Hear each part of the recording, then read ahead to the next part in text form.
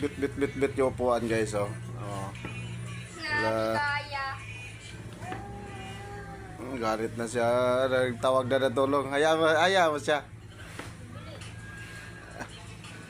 Ayaw bitawan eh. Saan kaya niya dalhin yan?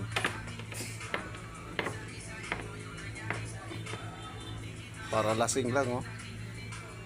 Saan mo dalhin yan, Ilay? Ilay? Saan mo dalhin yan? Ha?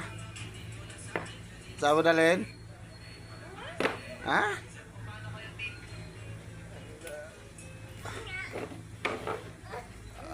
Hanapan niya ng paraan mga guys. Paano niya may lusot doon, oh.